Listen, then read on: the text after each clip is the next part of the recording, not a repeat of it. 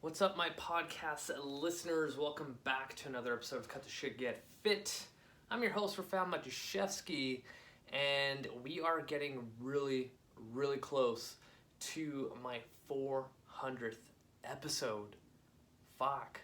That is crazy to me to think that I will be at that milestone really soon. And now I recently just got a brand new listener that reached out to me saying like, oh, I just like started listening to your first episode, and honestly that first episode is so bad. I was so nervous, and I apologize for anyone brand new listening to my show that went that far back to listen to my first episode. I promise it gets better. I promise. So before I get started today, we got to do some shout outs, because I am quite popular in the state of Texas right now. My first top 3 cities are all in Texas. So first city in Texas is Dallas, and then we have El Paso and Plano. Hopefully I said that correctly. But yeah, 3 cities in Texas. Shout out to everyone in Texas listening to my show. And number 4. I believe this might be the first time this country's ever been on my top 10. I'm pretty sure they've popped on like top 20 at least, but I'm gonna butcher this city's name, but Heerhugowaard, out of the Netherlands. I'm sorry. I'm totally terrible at pronouncing other cities from outside of Canada and the States, so I apologize. But yeah, shout out to everyone in the Netherlands listening to my show. Super cool. Alright, so I'm going to close this up.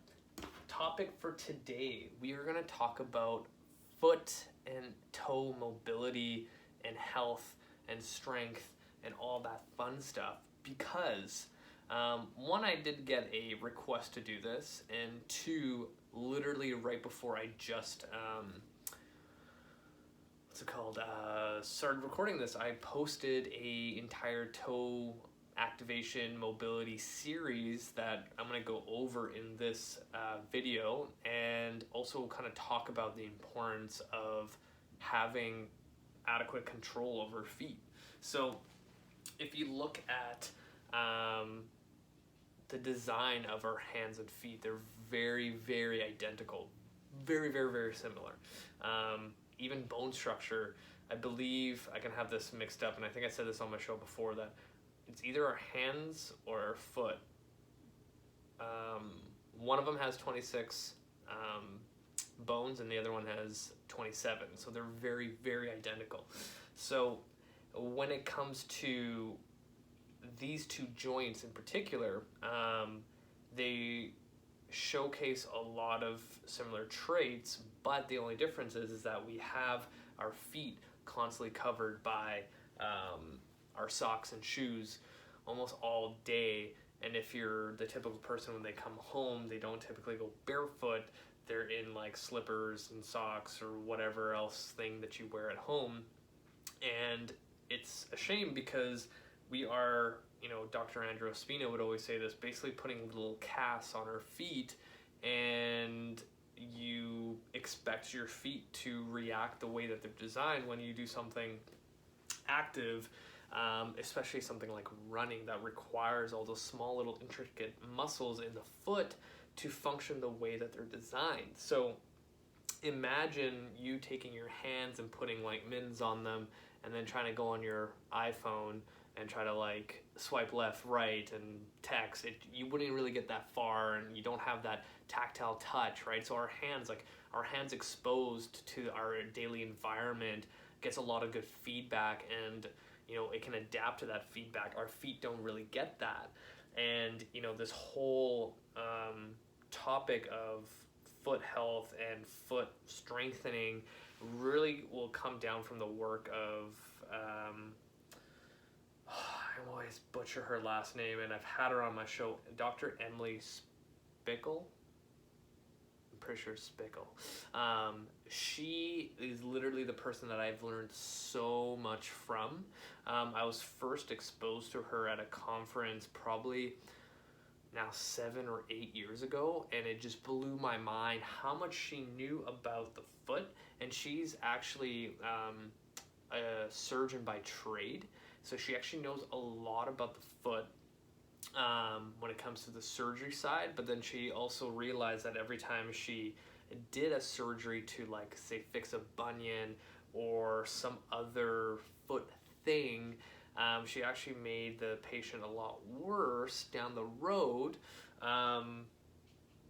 than actually better. And this whole idea of surgery, when it comes from like a biomechanical standpoint, again, this is my opinion and the opinions that I've heard from other fitness professionals that are more so on the rehab side, I can't speak today, that have seen patients post-op when it comes to these things, and they all kind of said the same thing, is like, a surgeon kind of looks at a problem like, okay, my door is not closing, I'm going to shave off the door and now it closes.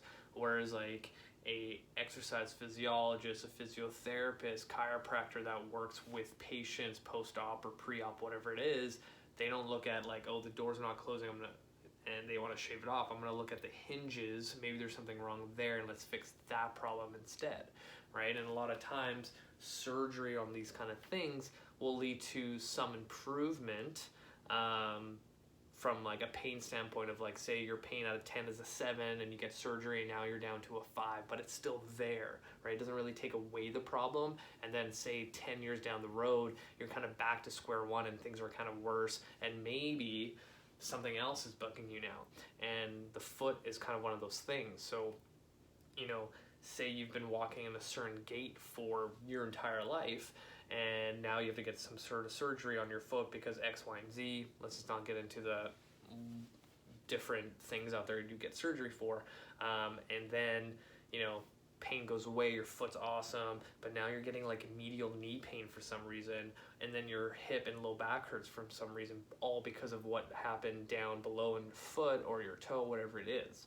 And that's what Dr. Emily Spickle, I'm just going to call her Dr. Emily from now on because I don't want to keep butchering her name if I'm doing it wrong.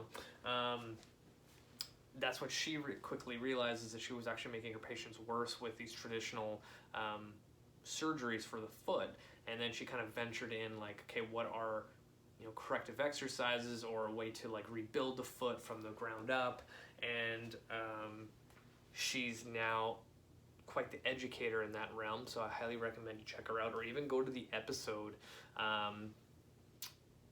what's it called, within my podcast. It would have been like 2 years from now, like from this date, that I had her on my show. And then I had another surgeon for ankles, feet, and toes.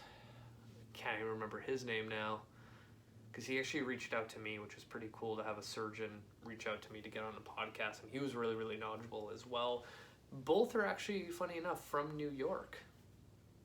Yeah, interesting. Anyway, so that being said, the people that are listening, there's going to be a large portion of this episode where I'm going to showcase my foot and all the exercises that you should be doing. But let's get a little bit back into the structure and function of the foot. So when you think about it,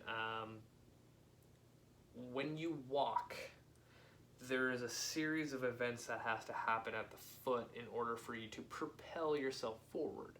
So if you think of a heel strike going first, a little bit of supination, meaning you're going to go to the outer portion of your foot, and then you're going to pronate down towards the big toe, and then you're going to push off the big toe to propel yourself forward. So it's almost like a heel out, in, down to push yourself over. Forward, sorry. And a lot of times when people don't have strong enough feet, they'll do weird things, like they'll like overly pronate or overly supinate, or they're flat-footed, whatever it is. And the big thing that people need to do is start training barefoot and start rebuilding their arch, rebuilding the small intrinsic muscles. And a guy way before his time, named Vladimir Yonda, who was a physiotherapist probably back, I want to say in the 50s or 60s,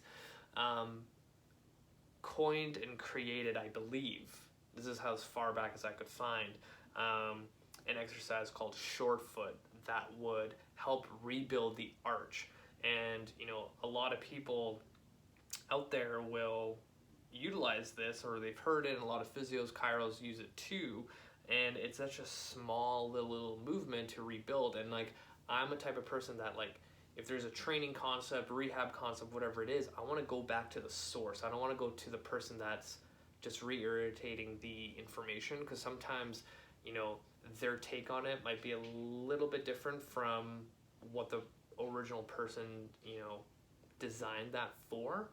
And sometimes just the language or how they describe it from the very beginning kind of gives you a little bit more context, and you'll understand it. So when you think about going back to the source is literally kind of like the best way to understand a concept, because a lot of times when people reiterate a message, it's kind of lost or kind of diluted a little bit.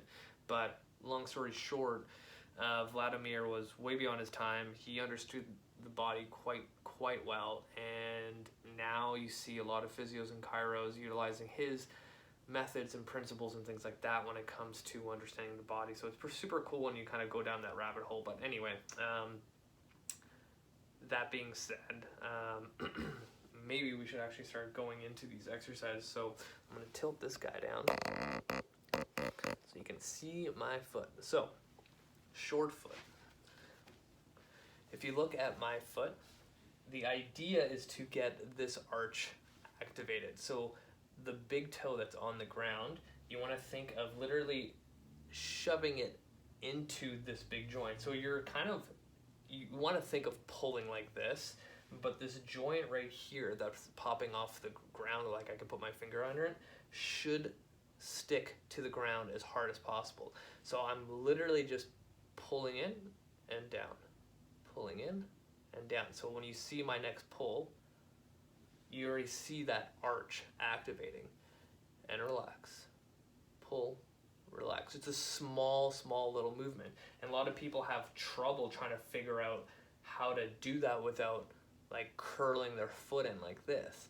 And what's funny about this little exercise, this little short foot that I'm doing over and over again, it's a small little thing. But if you put your fingers like on your arch underneath here and you start doing that, you can feel the small little intrinsic muscles contract. And the funny thing is, like, if you are a kettlebell person and you start doing swings, or if you watch someone doing swings barefoot and you watch their arch, every time they drive the kettlebell back and as they get to the top of their swing and they snap their hips, you see their arch literally fire up to root themselves into the ground. And I would classify a kettlebell swing as a way to build up your arch. And there's a reason why people in the kettlebell world utilize barefoot training, right? So it builds strong feet, and people miss that mark a lot, and we just need more stimulation of that foot.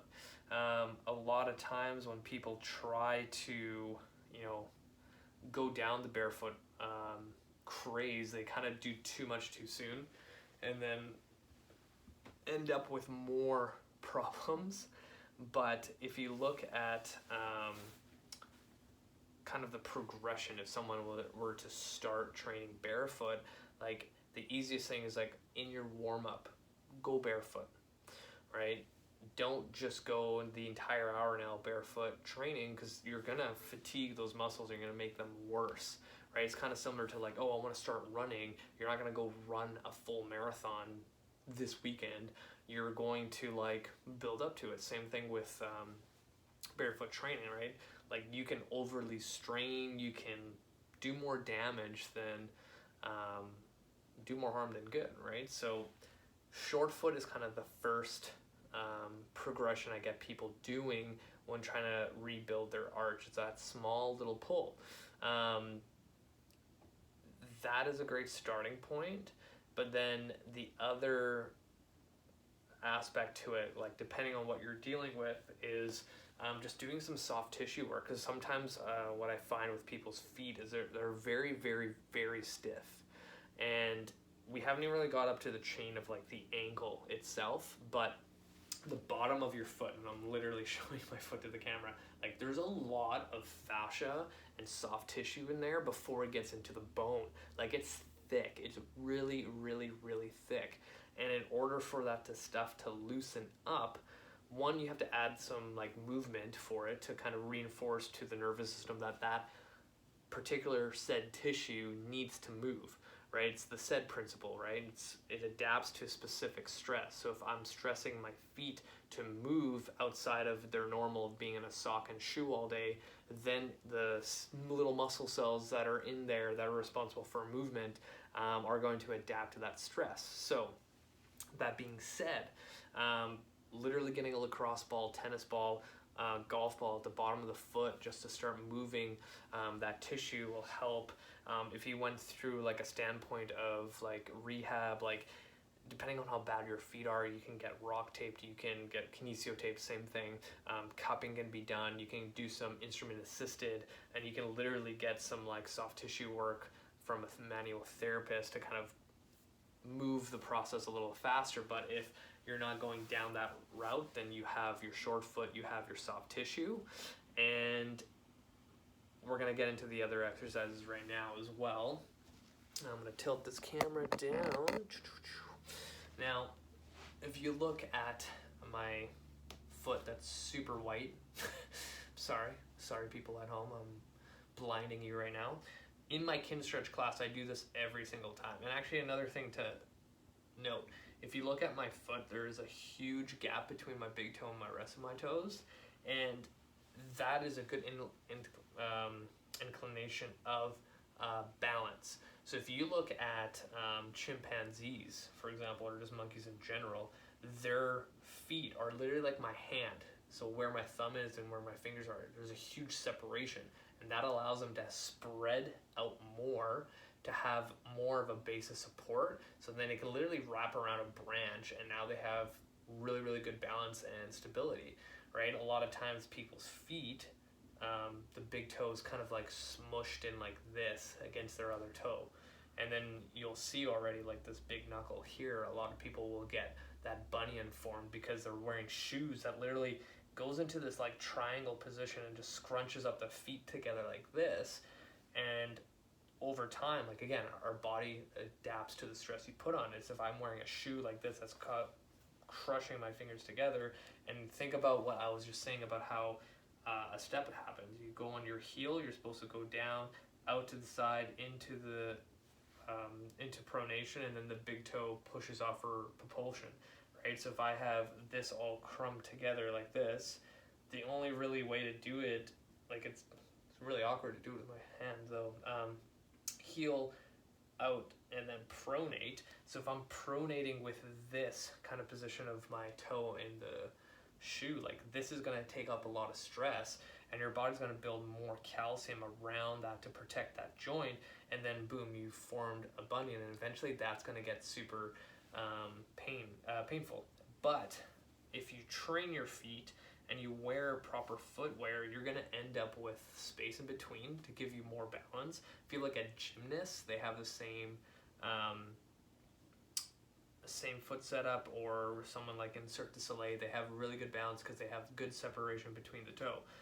But for the most part, everyone's big toe is kind of crushed like this, and then bunion forms. And that's really hard to do the exercises I'm about to show you if you're used to this like 8 to 12 hours a day, right? So in my kin stretch class, the simplest thing that I get people to do is like, okay, we're gonna lift our big toe up while the rests stay on the ground and back down. And it's literally just this one big toe going down and up, down and up, down and up. And you'd be surprised how many people can't do this, lifting just their big toe while the rest stay down and back down, right? So right away, when I see people not able to do this, I already know that their gait must be messed up because they can't actively control that big toe. And like if you think about it from the side view, that big toe, like look at how much activation I'm getting into my arch. Like that's a lot. And if that big toe can't move freely, then this arch is not going to be working the way it should. And now another variation from that is that the big toe stays up while the rest come up and back down, up, back down, up, back down.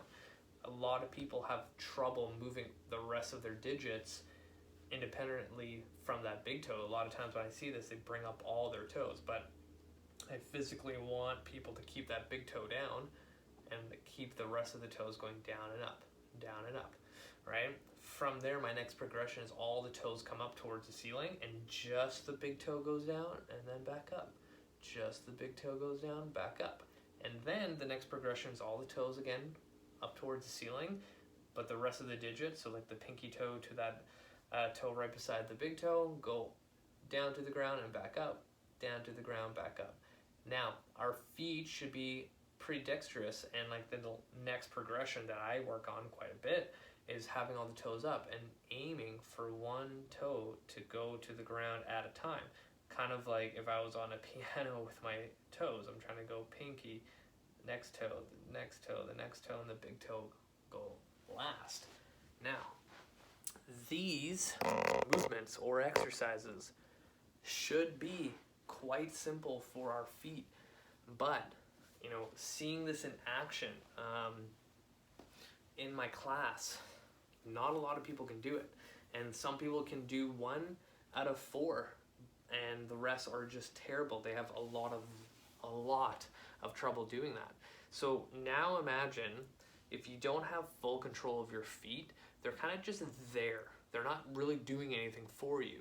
So now when it comes to any kind of stabilization on one leg, meaning single leg deadlifts, lunges, step ups, any single leg exercise, even think of deadlifts and squats, anything two-legged, running, walking, all those activities of your lower extremities are required to have full functioning feet and toe mobility, activation, everything. So if that's not working, something up the chain is going to compensate for it, aka your ankle, your knee, your hip, your low back, right? And a lot of times people will have those issues where like their knee hurts and they can't figure out why and blah, blah, blah. And sometimes it comes down to their feet, right? And we haven't really talked about the ankle because the ankle also influences a lot of movement too. So the big thing with having adequate feet is also that ankle. So we're going to get into ankles a little bit. So remember how I was talking about how the bottom of your foot has a lot of fascia and soft tissue, and it can get really, really stiff. Most likely, if that bottom of the foot is super stiff, the ankle is super, super stiff too. So I'm going to tilt this camera down and we can talk about ankle mobility. So if you look at my foot, man, my feet are so white and pale. I'm like Casper the Friendly Ghost here. The ankle itself, you need adequate, I'm going to tilt this up a little bit, adequate dorsiflexion, meaning I should be able to drive my knee as far forward as possible without my heel popping up in order for me to like squat, lunge, and things like that, walk, run, sprint adequately. But a lot of times if people have toe mobility issues, activation, the bottom of the foot is super tight, then all the fascia that comes in the back here and in the front that wraps around, it's also going to be tight. So a lot of times when I check people's feet, their ankle mobility is also super, super tight. So when I check dorsiflexion, it gets kind of stuck here. And most of those people will have some sort of deficiency when it comes to running, walking, whatever. So now I know that if I can fix the foot, it'll influence the ankle. If I influence the ankle, it's going to influence the foot. It's kind of like a yin and yang type of situation here. So sometimes all it is just working on ankle mobility exercises, ankle cars, pails and rails in this situation, rolling the crap out of like the soleus and gastroc of the back, because sometimes the calf is super tight. I think for the most part, a lot of people's calves are super tight and they need a lot of work. So sometimes it's just a soft tissue thing and more of like a neuromuscular control thing, because sometimes when people do those toe exercises I showed earlier in my class, sometimes it's like they can't connect their brain to their feet, and it's just kind of like waking shit up again. And that's why those little exercises work tenfold. And I've seen the progression because I've been doing Kinstretch at our gym for close to a year now. The people that have been really religious about it are now seeing the benefits. And I think it's those small little things that add up over time, and it's always the small things that people overlook. And it goes to show, just like anything in life, if you continually do the small things, they'll add up over time to a big thing, right? So I'm going to leave it at that. That's a lot of information. If you have any questions, feel free to reach out. Start doing your toe intrinsics. That's what they're called, toe intrinsic exercises. It's going to help a lot, and it might come in handy, you know? Next time you drop a pencil, pen, whatever, you pick it up with your feet. It'll be like that episode in The Office when Dwight was trying to practice 10 minutes a day with his feet to do everyday items and then spilled all the coffee on him. But let me know if you have any questions. Feel free to reach out. Hit the show notes. If you're listening, hit the show notes to watch the video, because there's a lot of good demos, and or do the Cliff Notes cheat where you go to my post about the toes, and it'll help a lot. Thank you guys. Show notes again. Add me on Facebook and Instagram.